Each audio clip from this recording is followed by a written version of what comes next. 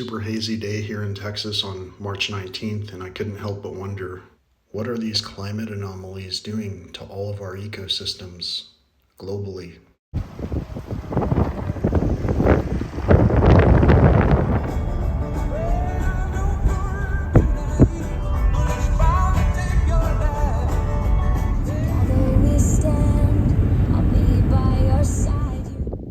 After several hours of driving, I arrived in the Big Bend Chihuahuan Desert and hiked out quite a distance into the desert with sunset approaching.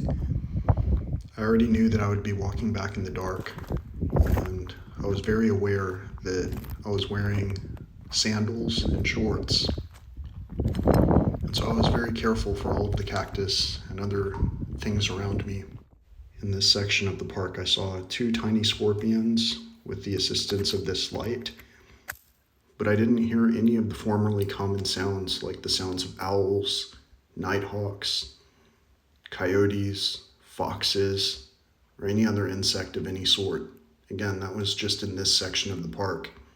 The following day, I would put in just over 9 miles trying to find signs of life. I ended up puncturing my foot about 7 miles into the hike. Still, I stopped at the post office to send off 2 letters.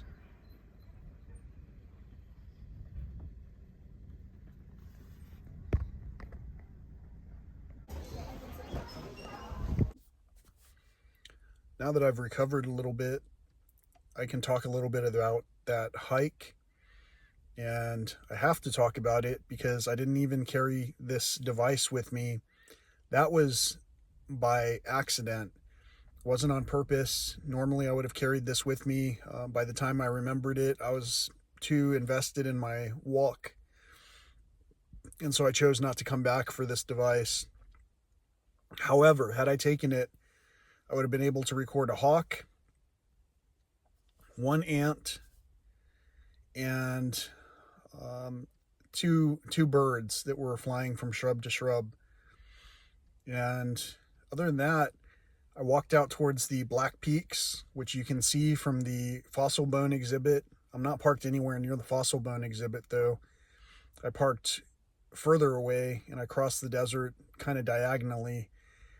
And I went out to the Black Peaks. I found some old graves that used to be there, or that are there, that I saw in the past that used to be 3. Now there's at least 5 or 6 graves up there. I saw some old ruins, and essentially I found a lot of different interesting geological formations, and there's a lot to see out here. I found 1 piece of an antler and 1 femur of some sort, but really I didn't find any other signs of life. So it was very quiet out there in the desert over those 5.5, 6 hours or so. Right, so it's Thursday, March 20th, and I walked 9.14 miles, with about 2 of those miles being on an impaled foot. By that, what I mean is somehow there was a branch sticking out of the desert floor, and I guess it caught my foot at just the right angle, right underneath my the sole of my foot on my right foot, and right above where my sandal ends. And basically, like, imagine this is my foot and this is my sandal. The branch basically went like this, and I was moving my foot forward, so it got a little bit impaled, and I had to pull the branch out of my foot, and it kind of hurt. It hurt to the point where I was concerned that I might have some trouble making it back, but I had to make it back, so I kept pressing on, and this is what I've got. So take a look. If you're squeamish, fast forward a little bit.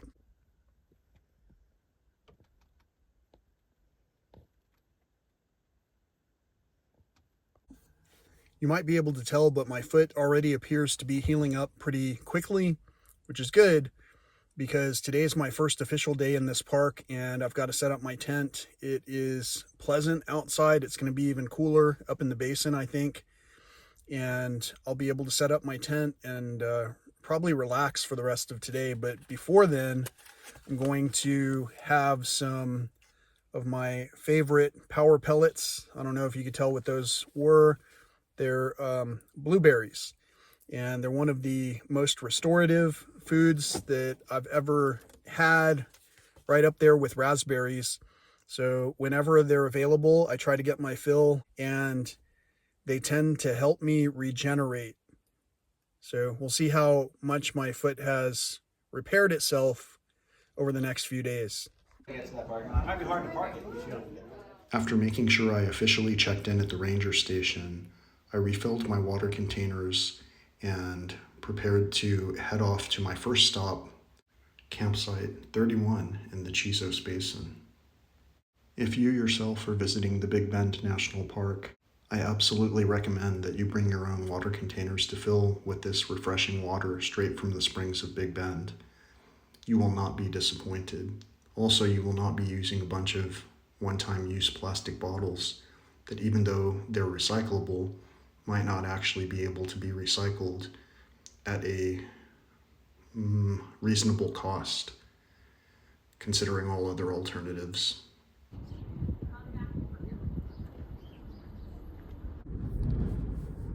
So in addition to being in sandals, I am also, as usual, in my Jeep. I'm going to try to get some noise control going on in case that's messing up the audio. Anyway, it's still windy out here, and as I showed you earlier, I impaled my foot pretty good. It was one of those where when you go to pull the debris out of yourself, it didn't come out. So like when I pulled it to make sure that it came out, I had to pull it harder. Not necessarily like, jolting it, but just basically I had to increase the pressure that I was pulling with, or the tension, I guess you would call it. And all of a sudden, then the debris started to move out. I was doing it carefully because the last thing I would want is for a piece to snap off inside of me. It was just a piece of wood that was stuck in my foot. And anyway, so I walked just over 9 miles, and then I stopped at the visitor center to get my sticker for the windshield. And just so you know, normally you should do that at the time you actually enter the park. In general, this park is very difficult to get to, and it's easy to get to it after normal park hours. And so either way, what you should do is make sure to register first thing in the morning before you do something like embark on a hike. For me, I already kind of left a game plan with somebody in advance so that I could do what I did, and that was to take a hike early this morning and take advantage of the cooler temperatures. So that's one of the things that I was going to mention on this Jeep. I really enjoy the Jeep because I can see even the forecast that's coming up for the week. So check this out.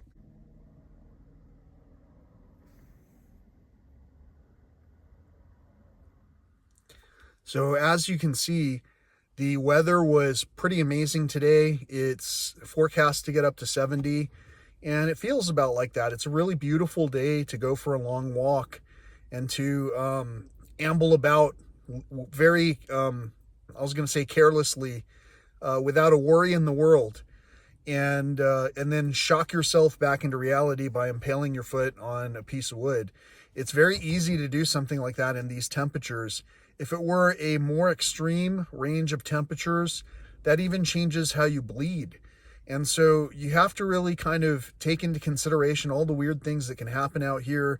I'm out here on a spiritual journey, and so I'm running into certain things that other people may not run into. And I say that kind of twofold. Literally, I was running in the desert one time and I encountered a bear in the brush that wanted to ambush me.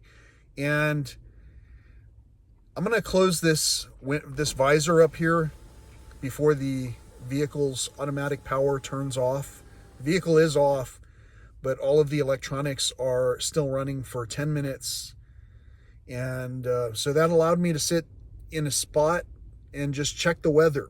That's without having access to my phone. This Jeep can actually pull weather forecasts, and it's subscription based, but you can pay for an annual subscription, and the annual subscription, you can bundle it into the traffic avoidance feature.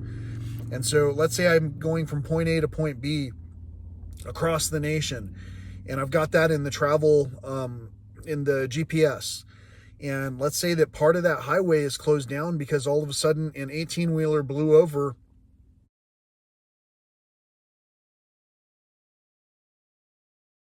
because of a windstorm.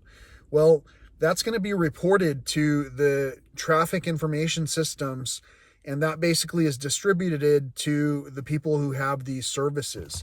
I honestly believe that this should be built in for everybody, and everybody should have access to this type of technology because it would immediately help alleviate much of the congestion that we are experiencing in these worlds. Now, my elders have a different game plan. They want to nickel and dime everything to the point of, let's say, extinction. And for that reason, certain features such as, let's say, collision avoidance, there's a feature, this vehicle has it, where if you're advancing towards something and you don't realize it stopped and you haven't applied the brakes as the operator of the vehicle, this vehicle will not only just start beeping at you, but it can also forcefully apply the brakes at what it calculates is going to majorly reduce, if not totally mitigate, the accident that was about to happen altogether. This vehicle also has lane keep assist, where basically, while that's on, it basically detects whether you're in the lanes that you're supposed to be in or not. And if you're deviating from the lane, like let's say for an example, I'm looking at something out here while I'm driving, there's a bear walking on the horizon, and I'm looking, but I'm not looking in front of me. Well, once the vehicle begins to hit the lanes, if it's a lane that has lines where the lines are able to be recognized by the system out in front, the vehicle will automatically bounce itself back and forth between the lines on your behalf. And it'll basically, at a certain point, it'll tell you, place your hands on the steering wheel. It'll try to basically get your attention to say, it's not driving for you. It's just a supplemental feature. So the supplemental features that most people want to have as options to be nickel and dimed with, I believe, are things that should be on every vehicle offered. If every vehicle offered was a premium vehicle, well, yeah, your market might be kind of weird, but it would just be a default. And by default, there would be replacement parts throughout the eons as that vehicle continued to be in service. So with that, the power of this vehicle has turned off. So it's been 10 minutes since I turned off the vehicle. It's been about 5 minutes since I hit record here and started talking in this direction where you're like, what is this guy talking about? Well, as an introvert in Big Bend National Park, what I'm talking about is I'm showing you the perspective of how easy it is to both be in a place where there's all kinds of activity, spring break activity even, and still be able to duck out into the nothingness that some of our minds require in order to get back on track, to be peaceful again, to be at ease. Some of us are experiencing great disease during these challenging times in the world. And that great disease has a lot to do with the fear that surrounds us. And the fear surrounds us normally in not knowing something, not having a certainty. And for a lot of people, that is daunting. So I'm coming out here alone, telling you in a very certain way, there is a lot of uncertainty when I come out into these places. I have an idea that at some point, it's not impossible, but at some point, I'm going to encounter something that wants to fight me violently in this park. And maybe it's because I think like this that things have crossed paths with me. But at the same time, what I think like is with an awareness to being impatient. And just today, I saw a couple of, like, I guess, teenage girls talking with their father. This is the second time that I've had this type of situation around me in my proximity when I've been at national or state parks, where the daughters were begging for food. One daughter was saying, "But you said we were just going to have a light breakfast and light lunch earlier, Dad, because we were going to have a dinner, an actual dinner." And so apparently the girl was hungry, and she's, trying to what would be the word, trying to encourage her father to prepare more food. Now, one thing that in this era, just to kind of give credit to everyone where it's due, in this era, the cost of food has gone up quite a bit. Either that or the portion sizes have gotten smaller and the prices remain kind of constant. So it depends on where you're at in this nation, whether you even notice these things or not. For some people, they balance the books in a way where, they know how much is available, but they're going to try to hoard it and try to make it last for as long as they can. And then there's someone like me who, while I was at the visitor center just a while ago, I mailed 2 letters. There weren't postcards, and they were season's greetings stationery, and that's all I had available on hand. And so when I did that, I bought 2 stamps. I didn't buy a book of stamps so that I could have a bunch of extras. I bought 2 stamps. And that way, the current product gets used. It doesn't just become something someone discards and forgets about. So the same as I'm talking about building all these features into vehicles, imagine how many less wrecks we would have if the collision avoidance system was on a vehicle, on all vehicles. Imagine if we could retrofit vehicles with parts swapped out between each other. Imagine that basically the actual vehicle industry is catered to who needs what in their daily activities. For me, I don't need the weather forecast. I was just thinking about it today, how I haven't had my phone connected to the car, so I'm not listening to music. And I was just thinking, it wasn't that very long ago when I used to get the most enjoyment out of this place by driving through the park with the windows down. That's a trick that one of my friends taught me. And so I don't know if you're out there, Sotol Vista. If you are, this is one of the things that we really enjoyed together. And I currently am enjoying that here. And I hope that he's enjoying it whenever he comes through this park. And if he hasn't come through this park in a while, it's probably time, because there's no better time than right now to try to improve one's health. So anyway, I'm out here as an introvert, trying to avoid all the people, but I'm still taking care of business. I'm still basically doing what I can to make the connections that are supposed to happen, to make the conversations go forward, not in a forcible way, but in a necessary way. For many of us introverts, there are these thoughts that we have plenty of time to think about, and the thoughts all cycle back and forth.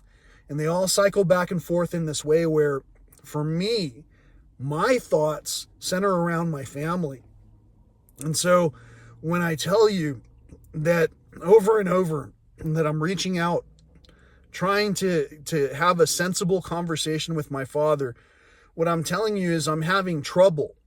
And if any of you are listening, are the praying type, if you could say a prayer, send some positivity, even to my father. For a while, I put his address in the description, hoping that someone would send him a letter and say, "Hey, saw your son talking about this thing, and it made me think of you," or whatever, And then maybe my father would hear from someone else that was also concerned that he was on a path where somebody pointed out he was in trouble, and then his path led him to burn down his house because he started experimenting with methamphetamines.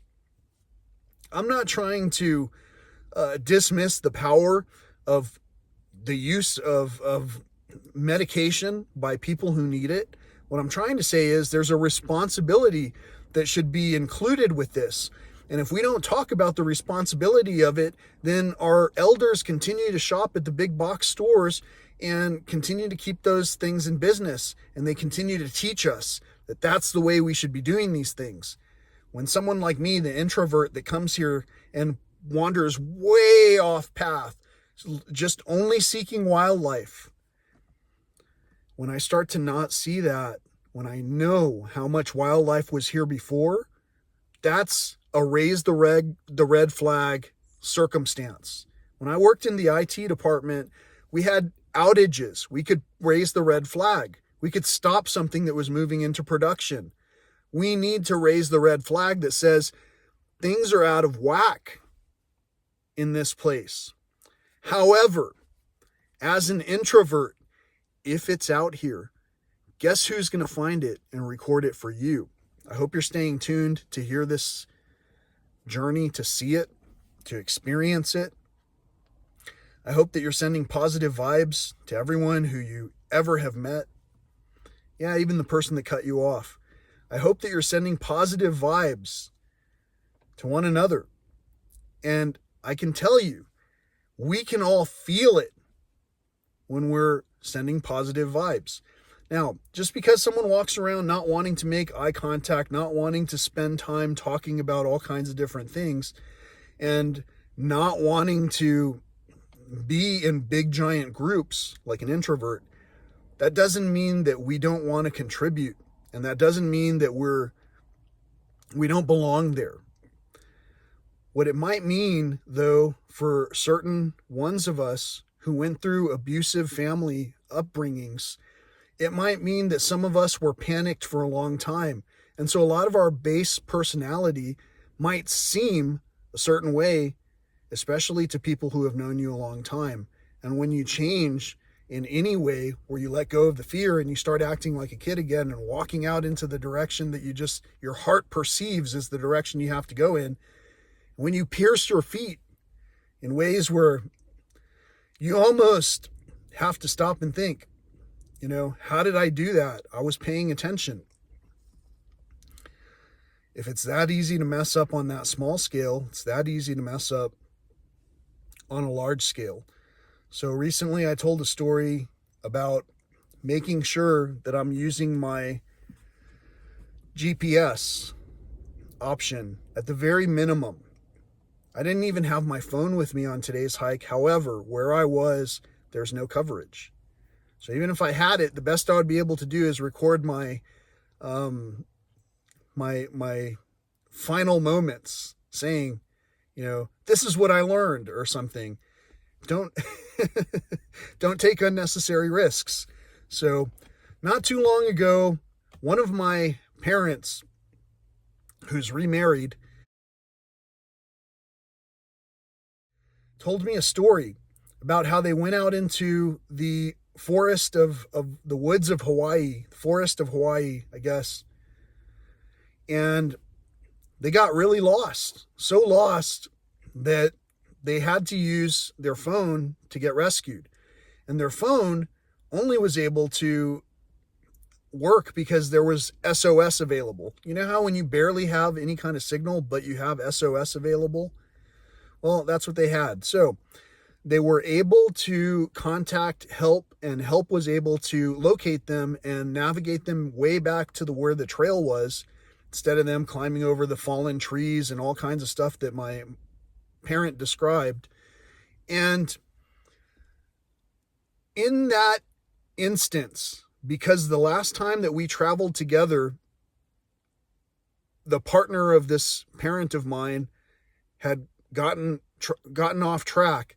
In that instance, it told me, I want to have a conversation with my parent and this person who took my parent on this outing, got them lost.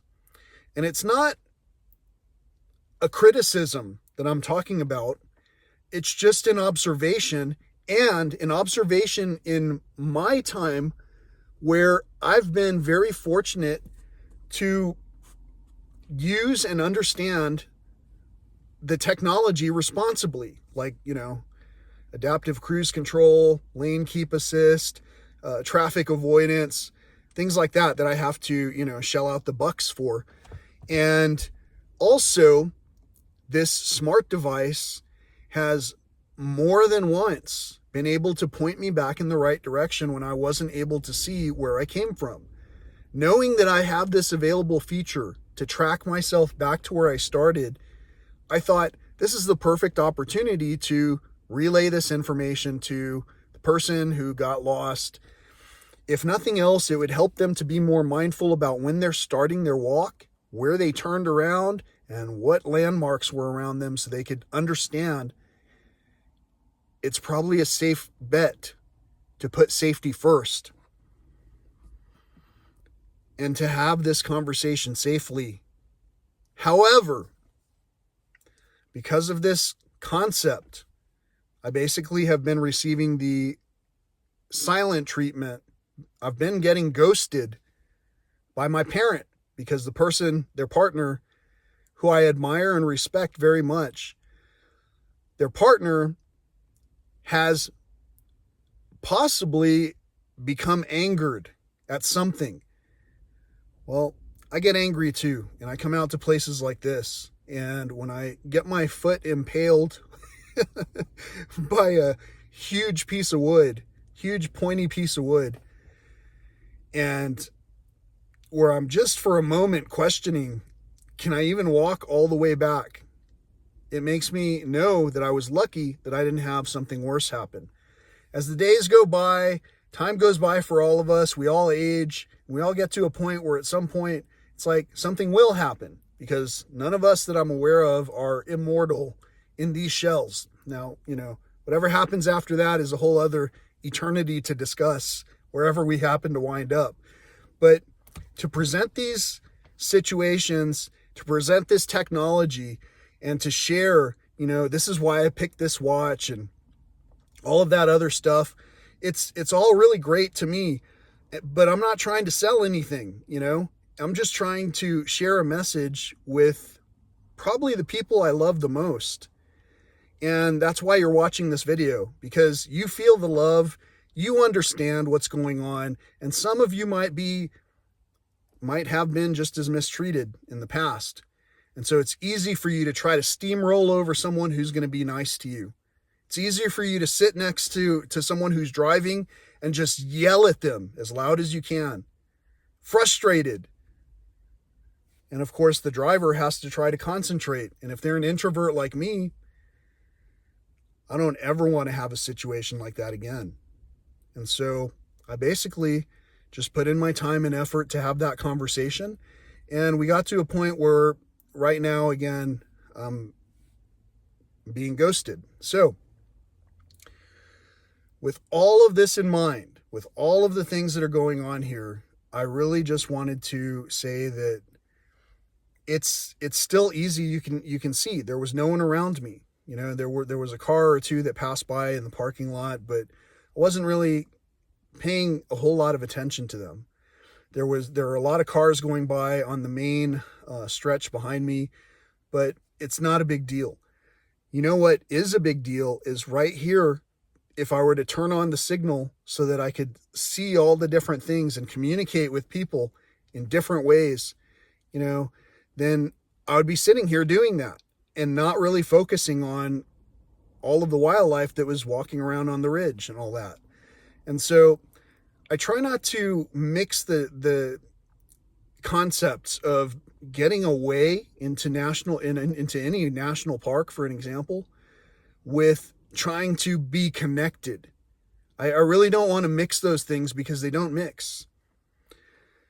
And second of all, how I text somebody in terms of words has the same cadence as how I've been speaking in this message.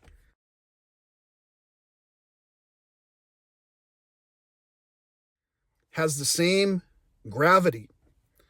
It's not a playful concept. It's a serious lesson. And the serious lesson usually I try to share when there's something serious to be learned. Like, for an example, wear sturdy hiking boots is the number one thing that, well, besides staying hydrated, that people recommend here. By the way, I didn't take any water with me on my walk. I didn't take any water, any snacks.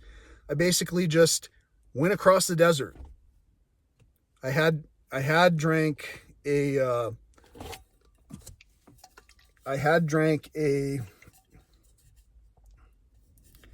however many ounces this is of water before I went on my walk. I did that early this morning and at the visitor center, and then I immediately went on my walk knowing that sunrise was within about 40 minutes.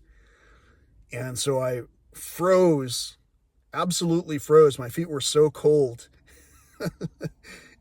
My feet had all the feelings today, and a lot of it was good. Even when that big wedge of wood came out of my foot, it stung, and then it started to feel better.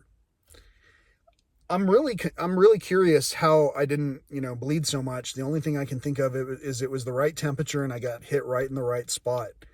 But it really hurt. And so I'm telling you this other lesson: wear sturdy shoes, or make extra sure that you're paying attention to what it is you're stepping on and where you're stepping on it. Because even with sturdy shoes, you run into other additional circumstances. But in general, it's a safe bet to wear sturdy shoes. In general, it's a safe bet to be able to track back to where you came from. In general, if you see a big carousel in the distance and that's where you parked, and you can't remember that that's where you parked, it might be worth having a conversation. So if you've had trouble having conversations with your loved ones, well, I don't know what to say except for what's in my heart. Because as an introvert, while I am able to escape the world and how it's trying to tell me to respond to everything, in my mind, I know what it is that I'm supposed to be having a conversation about. I know with whom it's supposed to be, and it's always going to be placed in the path of what it is that you're doing. Always. So when I visit the hot springs later, I anticipate, just like before, I'll probably be able to talk with some people. And sometimes these conversations lead to more adventures, because when you meet another fellow child of the Creator, when you meet another fellow traveler, you're able to share insights. And sometimes it just takes being aware of the insights to possibly drive forward the change that we all describe wanting to happen. If we really want some change, some sense, if we want some coins, some dollars and cents, then we're going to have to try and invest in something that really makes sense. And when I look around at all the scrap that's left from a lot of the things that we consume, well, it seems like that doesn't make a whole lot of dollars and cents. So for that reason, as time goes by, I don't think that I'll need to color my hair, or anything like that. Hair color kits, sunscreen, packaged water bottles, the water bottles themselves, the labels on the water bottles, plastic bags, aluminum cans, pretty much everything, it seems, that is easily disposable could be represented by any number of items that I called out right then. But I just called out hair color because in the video screen, it did appear that my beard had grown considerably more gray as of late, but I had just arrived in the park. So let's see what happens to my good looks after these video series come to completion. Also a question to ponder: when we see one another or don't see one another, do we think of the others as disposable or indisposable? How do we treat those who we know currently? When we love something, generally we do what we can to take care of it. Sometimes out of fear, we put up barricades and additional one-time use things, small gestures in many cases, that don't really carry forth the full weight of the reasoning behind these decisions. It's just something that comes in packaging, and it's an egocentric, vanity-driven. And then you got to ask, who's making this choice, to change how I look? Who is making this choice? Is it myself, or did it become the perception that I gave everyone else over me? So, again, what I'm trying to share on this channel may or may not apply to you, but I believe it does. So, again, I hope you stay tuned. Please stay focused on all of the different synchronicities that happen to resonate with you. At some point, you'll be able to enter a comment and say something that makes sense. If you continue to abuse those opportunities and not make a meaningful contribution in positivity, then I will basically just, have to remove the ability for some people to comment. And that's happened here. And it's happened here again within the ranks of people who are currently ghosting me. So, again, stay tuned. We'll see what else we see.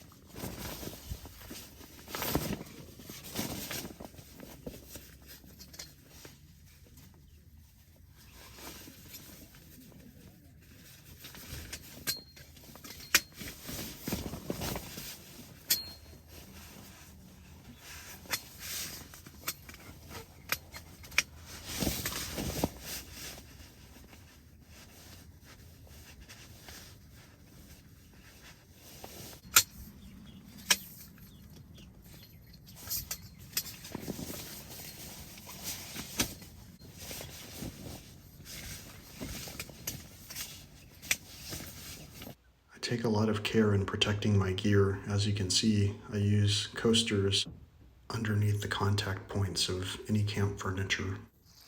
But I can never be quite prepared enough, as you can see in this incident where, perhaps because I was going to talk about or show one-time use products, including aluminum cans, suddenly I would have a catastrophe.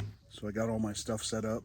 I've got my change of clothes so that I can get freshened up, I guess. And right now there's all kinds of sounds around me, arguments, cars, people laughing, having a good time.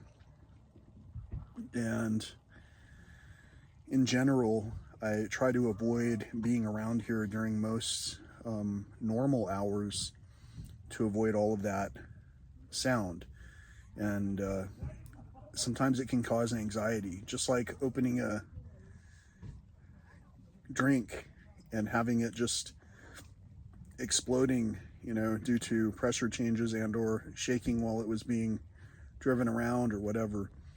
Those things can cause a little bit of anxiety if you don't have your towel. So you should always know where your towel is, and you should always have the ability to try and assess the situation and just how dire it is. So, like stabbing my foot earlier with some desert hardwood was not quite dire, but if I had fallen and impaled myself on something, that could have been a challenging situation. And so maintaining my footing and keeping my awareness of where the drop-offs are and all of those circumstances, they come almost second nature. Like, I don't have any anxiety while I'm navigating that. But while I had to go to the visitor center and walk through the crowds there, I felt almost nothing but energy. It wasn't bad, but it was excessive and amped up, just like the family that was arguing about something where they were discussing whether or not it was okay to use bad words and in what situations and so forth. It's almost unavoidable if you're going to be camping in a place that's visited, like Big Bend National Park, unless you do some backcountry camping and hike far away with all your gear, or if you do some backcountry car camping and stay in the desert somewhere. For the first 3 nights, I'll be up here in the basin. There are a lot of people. There's going to be a lot of sounds, and the temperatures are going to be cooler. For the next 3 nights, I'm going to be at Rio Grande Village, and it's going to be hotter. And so we'll see what kind of circumstances we run into. And in all cases, I'm going to be showing you the introvert's take on Big Bend National Park, along with the thoughts that I assess on a daily basis. So I hope that you've been tuned in to enjoy this journey with me and with one another. And I hope you're having a great day. Until next time, peace, love, and all that old school stuff.